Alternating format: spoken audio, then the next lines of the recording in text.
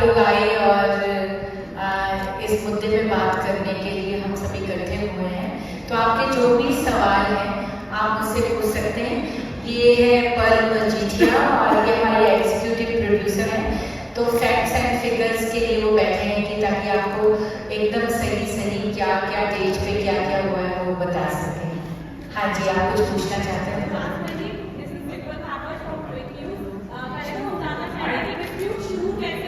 एक माइक्रोफोन को देखें।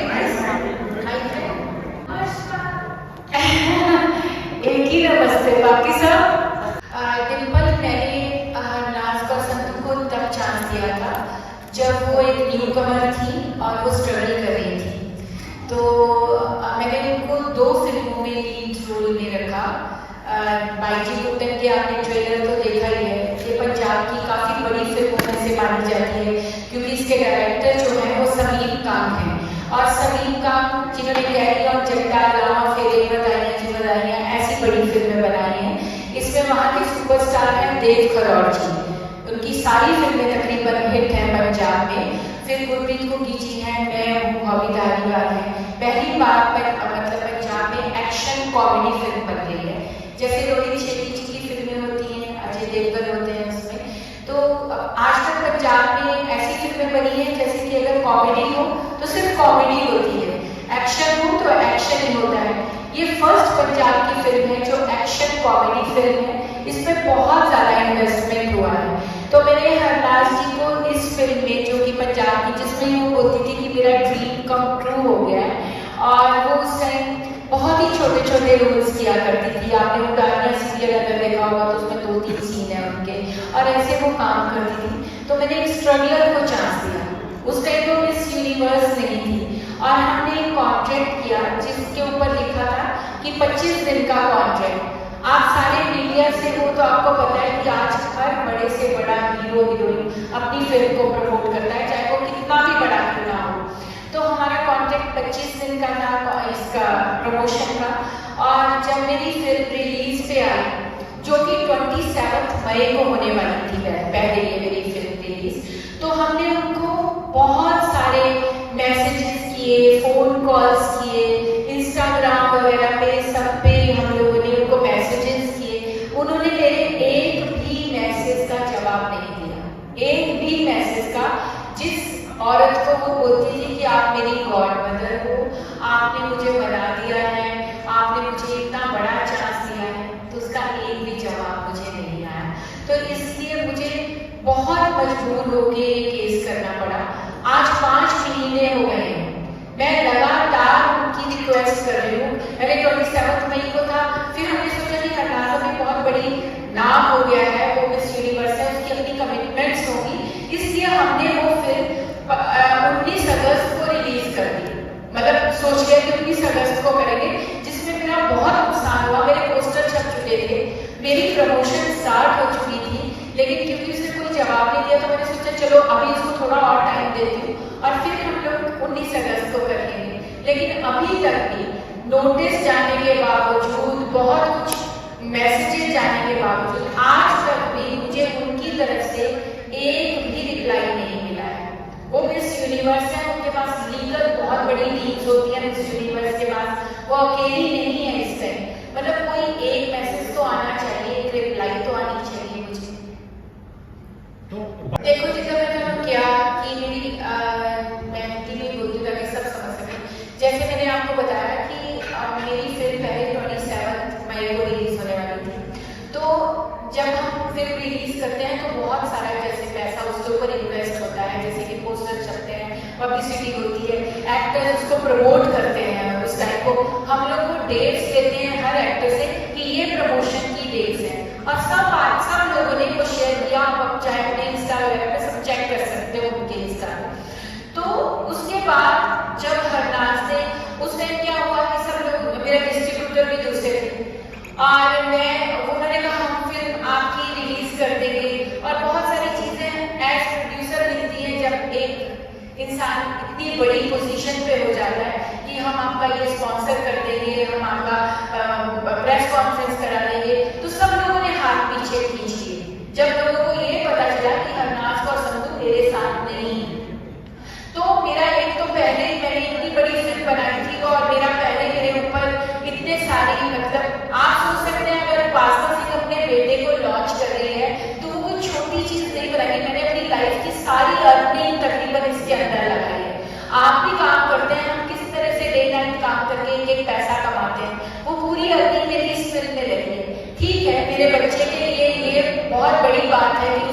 फर्स्ट फिल्म है नानक सिंह की, लेकिन उतना इन्वेस्टमेंट मैंने हरनाज और संधू पे भी किया है, उतना ही इन्वेस्टमेंट एक और लड़की सैनी सूरी पे भी किया है। तो उनका भी फर्ज बनता है कि मेरे लिए इस टाइम खड़े हों। तो मैं आपको बता रही हूँ कि उससे क्या हुआ कि मेरे डिस्ट्रीब्यूटर चेंज हो गए, बहुत से लोग पीछे हट गए, तो अब मैं बहुत सा लोन लेके एक फिल्म को ऑल ओवर वर्ल्ड रिलीज करना, फिर प्रमोशन करना, आज डिजिटली हो, टीवी पे हो, रेडियो पे हो, आप जानते हैं कितना ज्यादा पैसा इन्वेस्ट होता है। तो मैं बहुत सारा लोन लेके ये फिल्म रिलीज कर रही हूँ। हमने जब भी अपीयर किया कोर्ट में तो उन्होंने समन्स इशू कर दिए हैं हरनाज और संधू को। 4 सितंबर तक उनको अपनी फाइलिंग्स कंप्लीट करनी है और 7 को उनकी पेशी है।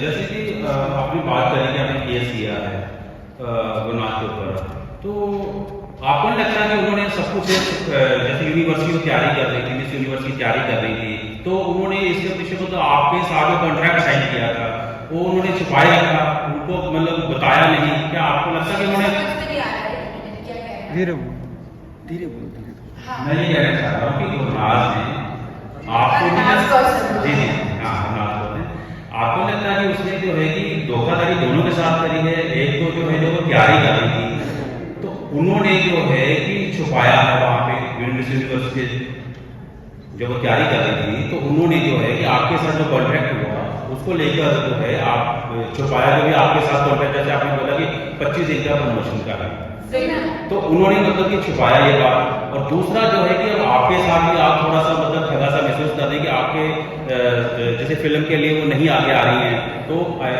आप इसमें क्या कहेंगे इसके बारे में कि उन्होंने जो है कि इसको लेकर क्या उनसे धोखाधड़ी करी है? आपको क्या लगता है? सर मैं आपको एक बार टाइमलाइन क्लियर कर दूं। हरनाज और संधू के साथ जो हमारा कॉन्ट्रैक्ट हुआ था वो तब हुआ था जब वो मिस दीवा यूनिवर्स इंडिया के लिए नहीं बनी थी, मतलब मिस यूनिवर्स तो वो बाद में बनी, उसके पहले उसने इंडिया वाला राउंड जीता था। तो हमारा जो कॉन्ट्रैक्ट है उसके इंडिया वाले राउंड को जीतने से पहले से हमारा उसके साथ कॉन्ट्रैक्ट है। आप भी किसी के साथ कॉन्ट्रैक्ट अगर आज करते हैं एक पार्टी ए के साथ, फिर आप नेक्स्ट टाइम पार्टी बी के साथ अगर कॉन्ट्रैक्ट करेंगे तो you are bound to disclose कि भाई मैंने पहले से मेरे पास एक कॉन्ट्रैक्ट है। दिस इज वेयर हरनाज और संधू इज लीगली रॉन्ग। मतलब अगर आप ऑलरेडी किसी को कुछ कमिट कर चुके हो तो कोई भी दूसरा कॉन्ट्रैक्ट साइन करने से पहले आपको डिस्क्लोज करना पड़ता है कि भाई मेरा ऑलरेडी प्रीवियस किसी के साथ कॉन्ट्रैक्ट है 25 दिन के प्रमोशन का, तो आपको उस चीज को अकोमोडेट करना पड़ेगा। एंड आई थिंक कि मतलब यही चीज है जो हरनाज और संधू ने टाइम्स ग्रुप से भी और मिस यूनिवर्स ऑर्गेनाइजेशन से भी छुपा के रखी है। क्योंकि सर प्रैक्टिकली आप ही सोचिए कि हरनाज और संधू इतना बड़ा नाम है, उसकी इतनी बड़ी PR टीम है, उसकी इतनी बड़ी लीगल टीम है, उसके पास इतना ज्यादा सपोर्ट है उसके मैनेजर्स का जो उसका शेड्यूल हैंडल करते हैं। तो अगर हम डेटों के लिए इतनी ज्यादा दर हम लोग उसको बोले जा रहे हैं कि भाई हमें दे दो हमें दे दो, तो उसने नहीं डिस्क्लोज किया होगा ना। उसको अप्रैल में लीगल नोटिस आया है, अप्रैल से उसको पता था कि उसके ऊपर केस होने वाला है, लेकिन अगर वो डिस्क्लोज कर देती अपनी टीम को तो वो अपने लॉयर्स भेजते, अपने मैनेजर्स भेजते, कुछ हम कंसेंसस निकाल सकते थे। हमने उसको मैसेज किया हरनाज भी अंडरस्टैंड कि आप इतने बड़े प्रोग्राम पे हो, आप नहीं आ सकते, आप 5 दिन ले लो, हम फ्लेक्सिबल है, हमारे पास प्रूफ है, मेल्स पे प्रूफ है, मैसेजेस पे प्रूफ है। वो उतना तक नहीं उसने मतलब अपनी टीम के साथ शेयर किया कि आप मेरे लिए इस मैटर को रिजॉल्व कर दो, क्योंकि नहीं तो अगर आप लीगल नोटिस मतलब टाइम्स टैलेंट ने उसको साइन किया है, मिस यूनिवर्स ऑर्गेनाइजेशन ने उसको साइन किया है, अगर उसको लीगल नोटिस पहुंचता है तो उनके लॉयर्स को आके हमसे बात करनी चाहिए ना। उन्होंने बात नहीं की, मतलब हरनाज और संधू ने डिस्क्लोज ही नहीं किया भाई मैं पहले से कॉन्ट्रैक्ट करके रखी हूँ, मुझे लीगल नोटिस तक आ चुका है।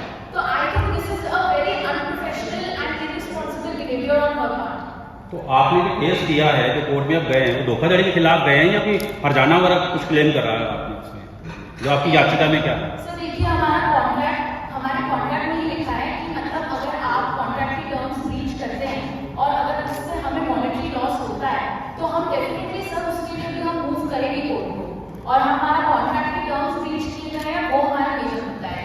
ये जो होता है, ये जो कॉन्ट्रैक्ट होता है एक्टर्स के साथ, सब एक्टर्स के साथ कॉन्ट्रैक्ट होता है। कोई भी फिल्म सीरियल या कुछ भी करते हैं तो हर एक्टर के साथ ये कॉन्ट्रैक्ट होता है कि आप जो टर्म्स एंड कंडीशंस लिखी गई हैं उस कॉन्ट्रैक्ट में वो आपको फॉलो करनी पड़ेगी। उसके लिए हमारा एक पैसा तय होता है कि हम उसके लिए आपको इतना पैसा दे रहे हैं, इतना शूटिंग के लिए भी और ये जो आप प्रमोट करेंगे फिल्म उसके लिए भी, ठीक है।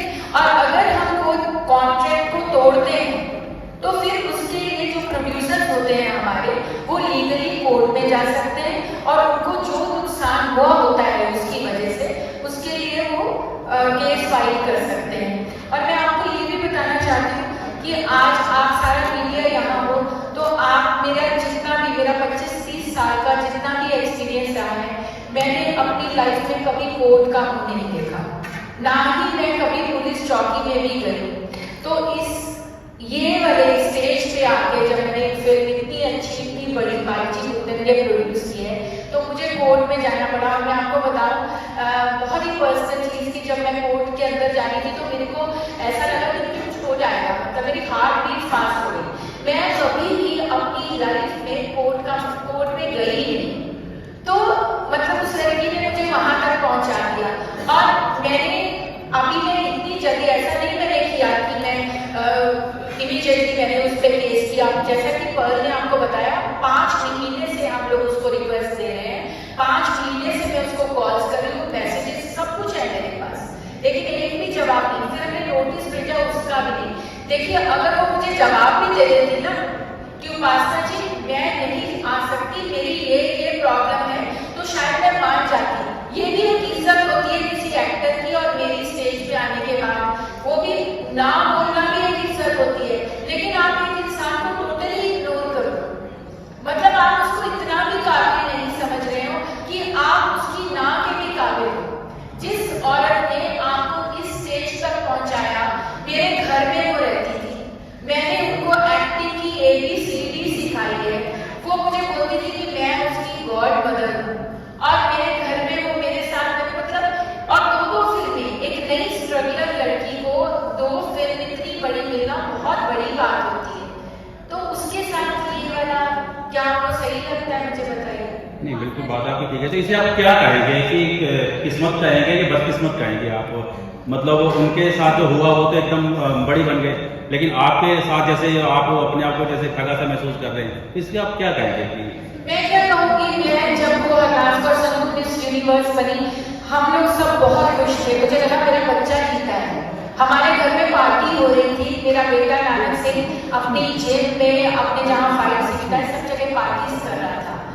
और उसके बाद फिर मुझे मतलब कोई चांस ही नहीं, मतलब मैं क्या बोलूँ अभी इसके बारे में। आज आपको भी पता चल ही रहा होगा कि मैं कैसा महसूस कर रही हूँ। मैं इमोशनली भी बहुत हर्ट हुई हूँ इसमें।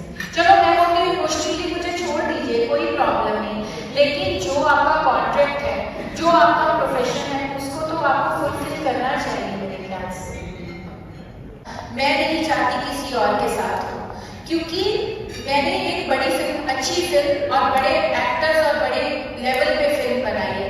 मुझे पता है कि अगर हरनाज और संधू नहीं भी आती, आज आप मेरे ट्रेलर के रिव्यूज देख लीजिए, आप देखिए कितने मिलियंस में उसके व्यूज हैं।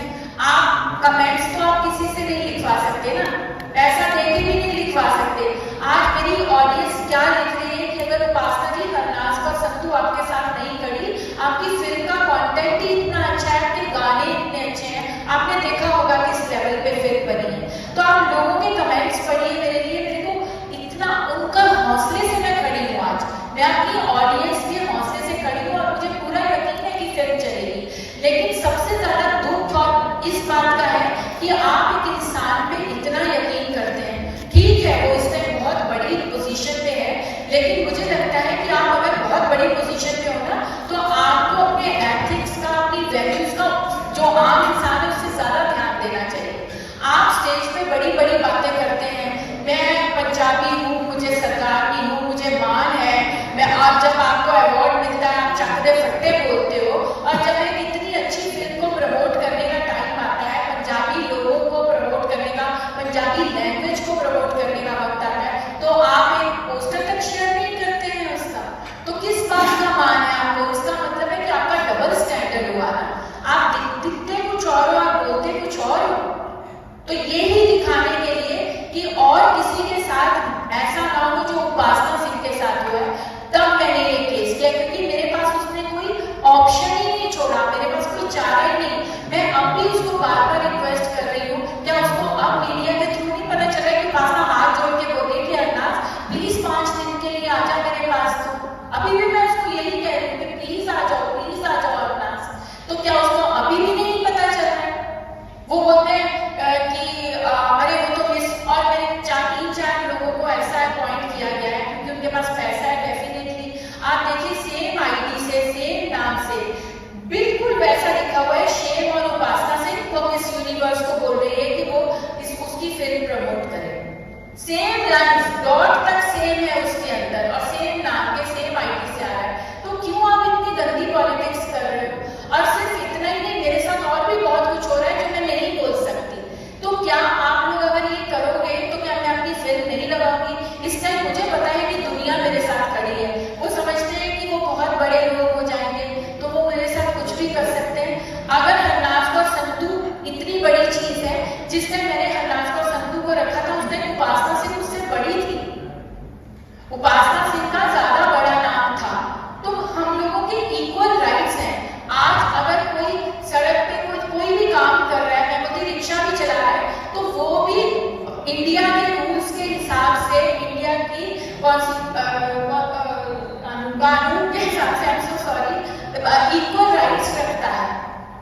मैं भी उतना राइट रखती हूँ जितना कि वो रिक्शा वाला रखता है या कुछ। ठीक है, मैं अब छोटी हो गई हूँ, हरनाज और संतू अब इस यूनिवर्स बन गई है, तो क्या मैं कहीं पे भी कोई इतनी भी मायने नहीं रखती कि मेरी एक मतलब मुझे एक मैसेज तक किया जाए? और मेरे पास प्रूफ है, मेरे पास सब कुछ है।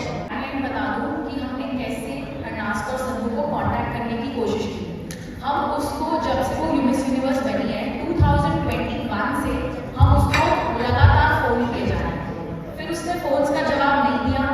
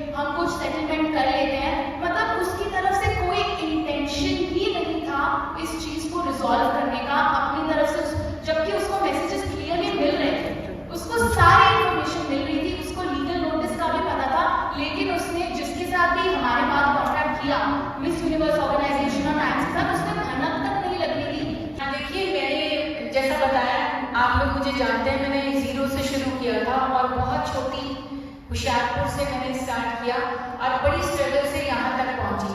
मेरी हमेशा से ही ये इच्छा रही है कि मैं नए नए बच्चों को, क्योंकि मुझे पता है कि कितना मुश्किल होता है लड़कियों को और नए नए लड़कों को एक स्टेज तक पहुँचने के लिए, तो मैं हमेशा से ये चाहती थी कि मैं जो भी चीज़ बनाऊंगी, मैं कोई फिल्में बनाऊंगी, मैं सीरियल्स बनाऊंगी, तो मैं नए टैलेंटेड बच्चों को ज़रूर चांस दूंगी, ताकि जिस तकलीफ और जितनी टेंशन से मैं यहाँ तक पहुँची हूँ वो लोग ना पहुँचे।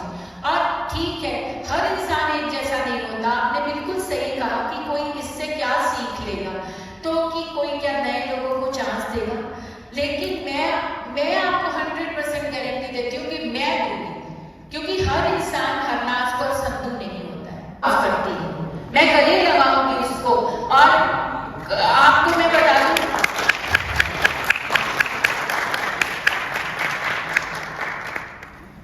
तो मैं जरूर उसको माफ करूंगी। और माफ भी क्या, मैं तो उसको रिक्वेस्ट कर रही हूँ कि 5 दिन दे दे सिर्फ मेरे लिए। और सर हम इतने ज़्यादा फ्लेक्सिबल रहे हैं उनके साथ, हम 25 दिन कह रहे हैं क्योंकि वो हमारे कॉन्ट्रैक्ट में है, पर आप हमारे ईमेल्स, हमारे मैसेजेस चेक करेंगे। हमने उसको बोला है कि हरनाज तू डिजिटली शेयर कर दे, मतलब तू नहीं आ सकती है इंडिया, आई अंडरस्टैंड, आपकी इतनी ग्लोबल ऑर्गेनाइजेशन